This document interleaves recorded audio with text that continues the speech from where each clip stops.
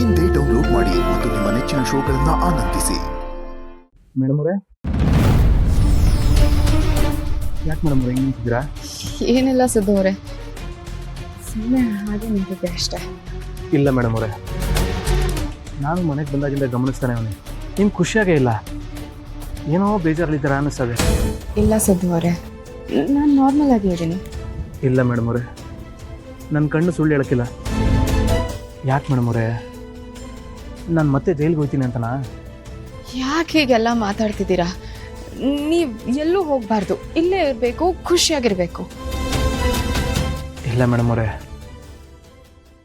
ಸತ್ಯ ಎಷ್ಟೇ ಕಹಿ ಇದ್ರೂ ಅದನ್ನು ಅಪ್ಕೊಳ್ಳೇಬೇಕು. ನಾನು ಬೇಲ್ ಮೇಲೆ ಆಚೆ ಬಂದಿರೋದು, ತಪ್ಪು ಮಾಡಿದ್ಮೇಲೆ ಶಿಕ್ಷೆ ಅನುಭವಿಸ್ಲೇಬೇಕು, ಪ್ರಾಯಶ್ಚಿತ್ತ ಆಗಲೇಬೇಕಲ್ವೇ? ಸಿದ್ದು ಅವರೇ, ನೀವು ಯಾವ ತಪ್ಪು ಮಾಡಿಲ್ಲ. ನಾನು ಆಗಲೇ ನಿಮಗೆ ಹೇಳಿದ್ನಲ್ಲ, ನೀವು ಈ ಆಕ್ಸಿಡೆಂಟ್ ಮಾಡೋಕ್ಕೆ ಸಾಧ್ಯನೇ ಇಲ್ಲ. ನಿಮ್ಮಿಂದ 2 ಜೀವ ಹೋಗೋಕ್ಕಂತೂ ಸಾಧ್ಯನೇ ಇಲ್ಲ. ನೋಡಿ, ಸತ್ಯ ಯಾವತ್ತೂ ಬೂದಿ ಮುಚ್ಚಿದ ಕೆಂಡದ ಹಾಗೆ, ಕೆದಕ್ತಾ ಇದ್ರೆ ಒಂದಲ್ಲ ಒಂದಿನ ಸತ್ಯ ಹೊರಗೆ ಬಂದೇ ಬರುತ್ತೆ. ಮೇಡಮ್ ಅವರೇ, ಈಗ ಅದೆಲ್ಲ ಬಿಟ್ಟಾಕಿ, ಆದುದಾಗಲಿ. ಈಗ ನಾನು ಇಲ್ಲವನೇ, ಇರೋ ದಿನ ಖುಷಿಯಾಗಿರೋಣ. ಹಾಂ,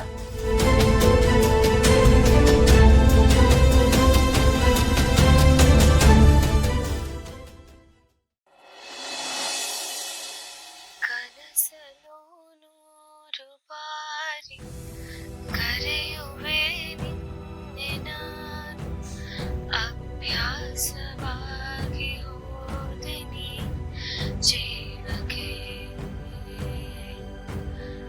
ಒಬ್ಬಳೇ ಕೂರದಾದೆ, ಯಾರನೂ ಸೇರದಾದೆ, ನೀ ಬೇಕು ಎಲ್ಲ ಗಳಿಗೆಗೂ, ಸಿಗಬೇಕು ಪೂರ್ತಿ ಸಲುಗೆ. ಆಸೆ ಬುರುಕಿ ತುಂಬ ನಾನು, ಸಹಿಸು ನೀನು. Every morning I remember you, every noon, every night will be there for you. Shanthamma, ನಾನು ಚಿನ್ನುಮರಿ ಹಾಡು ಕೇಳ್ತಾ ಇದ್ರೆ ಇಡೀ ಜಗತ್ತನ್ನು ನಾನು ಮರ್ತು ಬಿಡ್ತೀನಿ. ಅಷ್ಟು ಸೊಗಸಾಗಿ ಹಾಡಿದ್ದಾರೆ. ನನಗೆ ಯಾವಾಗಲೂ ಅವ್ರು ಹಾಡು ಕೇಳ್ತಾ ಇದ್ರೆ ಬರೀ ನಾನು ಅವರು ಜೊತೆಗಿದ್ದೀವೇನೋ ಅಂತ ಅನ್ಸುತ್ತೆ. ನೀವು ಕೇಳ್ತೀರಾ? ತಗೊಳ್ಳಿ. ಬೇಡಪ್ಪ, ನೀನು ಕೇಳು. ನೀನು ಕೇಳಿ ಖುಷಿ ಪಡ್ತೀಯಲ್ಲ, ಆ ಖುಷಿ ನಾನು ನೋಡಿ ನಾನು ಖುಷಿ ಪಡ್ತೀನಿ. ಎಷ್ಟು ಚೆನ್ನಾಗಿ ನಾನು ಅರ್ಥ ಮಾಡ್ಕೊಂಡಿದ್ದೀರಲ್ಲ, ಅಷ್ಟು ಸಾಕು. ಜಯಂತ್, ಮೊನ್ನೆ ಒಂದು ಹುಡುಗಿ ಬಂದು ಎಂಗೇಜ್ಮೆಂಟ್ ಇದೆ ಅಂತ ಕಾರ್ಡ್ ಕೊಟ್ಟು ಹೋದ್ರಲ್ಲ, ಆ ಎಂಗೇಜ್ಮೆಂಟ್ ಇವತ್ತೇ ಅಲ್ವಾ? ನೀನು ಹೋಗೋದಿಲ್ವಾ? ಇಲ್ಲ ಶಾಂತಮ್ಮ. ಯಾಕಪ್ಪ, ಪಾಪ ಅವರಷ್ಟು ಪ್ರೀತಿಯಿಂದ ಬಂದು ಕಾರ್ಡ್ ಕೊಟ್ಟು ಹೋಗಿದ್ದಾರೆ, ನೀನು ಹೋಗಲಿಲ್ಲ ಅಂದರೆ ತಪ್ಪಾಗೋದಿಲ್ವಾ? ಹೇಗೆ ಹೋಗಲಿ ಶಾಂತಮ್ಮ, ನನ್ನ ಪ್ರೀತಿ ನಾನು ಕಳ್ಕೊಂಡಿದ್ದೀನಿ. ಈಗ ಇನ್ನೊಬ್ಬರ ಪ್ರೀತಿನಲ್ಲಿ, ಅದರ ಸೆಲೆಬ್ರೇಷನ್ನಲ್ಲಿ ನಾನು ಹೇಗೆ ಭಾಗಿಯಾಗಲಿ? ಅವರಿಬ್ಬರನ್ನ ಜೊತೆಗೆ ನೋಡಿದ್ರೆ ಮತ್ತೆ ನನಗೆ ಪ್ರೀತಿ ನೆನಪಾಗುತ್ತೆ. ನನ್ನ ಚಿನ್ನು ಮರಿಬೇಕು ಅಂತ ಅನ್ಸುತ್ತೆ. ನಾನು ಹೋಗಲ್ಲ ಶಾಂತಮ್ಮ. ನೋಡು ಜಯಂತ್, ನಿನಗೆ ದುಃಖ ಇದೆ ನಿಜ. ಹಾಗಂತೇಳಿ ಮನೇಲೇ ಸುಮ್ಮನೆ ಕೂತ್ಕೊಂಡ್ಬಿಟ್ರೆ ಸಂತೋಷ ಸಿಗೋದು ಯಾವಾಗ? ಇಂಥ ಕಾರ್ಯಕ್ರಮಗಳಲ್ಲಿ ಭಾಗವಹಿಸಿದ್ರೆ ಅಲ್ವಾ ಆ ಸಂತೋಷ ಮತ್ತೆ ಬರೋದು. ಈ ಜಯಂತನ ಪಾಲಿಗೆ ಅವನ ಜಾನ್ವಿ ಸಿಕ್ಕ ಮೇಲೆ ಮತ್ತೆ ಸಂತೋಷ ಶಾಂತಮ್ಮ. ಆಗಲೇ ಮತ್ತೆ ಸಂತೋಷ ಅಂದ್ರೇನು ಅಂತ ನನಗೆ ಗೊತ್ತಾಗೋದು ಅನ್ಸುತ್ತೆ. ಅಲ್ಲಿವರೆಗೂ ನಾನು ಹೋಗಕ್ಕೆ ಸಾಧ್ಯ ಇಲ್ಲ ಶಾಂತಮ್ಮ.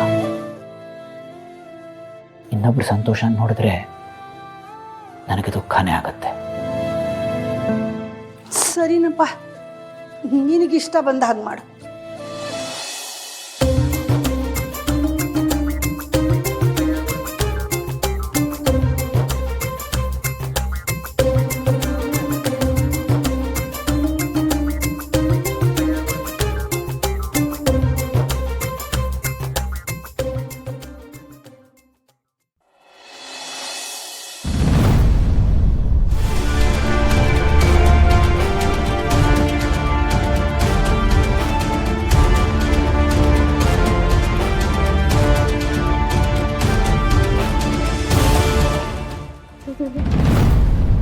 ಇನ್ನು ಅದಕ್ಕೆ ಇಲ್ಲೇ ಇದ್ದಾರೆ.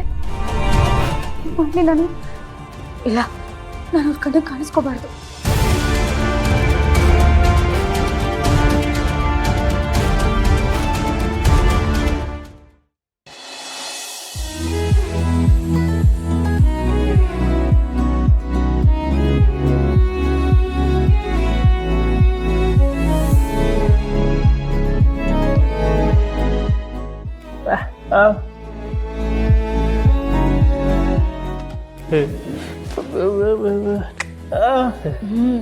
ಸಾನೆ ಚೆನ್ನಾಗೈತೆ ವೆಂಕಿ. ಈ ಮನೆಯವರು ಸಾನೆ ಶ್ರೀಮಂತರು ಅನ್ಸ್ತದೆ. ಈ ಎಂಗೇಜ್ಮೆಂಟಿಗೆ ಬರೋರು ಅವರು ಶ್ರೀಮಂತರಾಗೇ ಇರ್ತಾರೆ. ಅವ್ರು ಎಲ್ಲರಿಗೂ ನಮ್ಮ ಡೆಕೋರೇಷನ್ ಇಷ್ಟ ಆದ್ರೆ ಅವ್ರ ಮನೆ ಫಂಕ್ಷನ್ಗೂ ನಮಗೆ ಆರ್ಡರ್ ಕೊಡ್ತಾರೆ.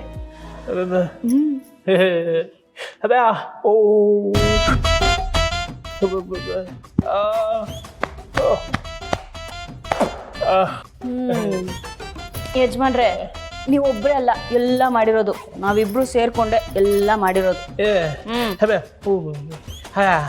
ಹೌದಾ? ಅಷ್ಟೇನಾ?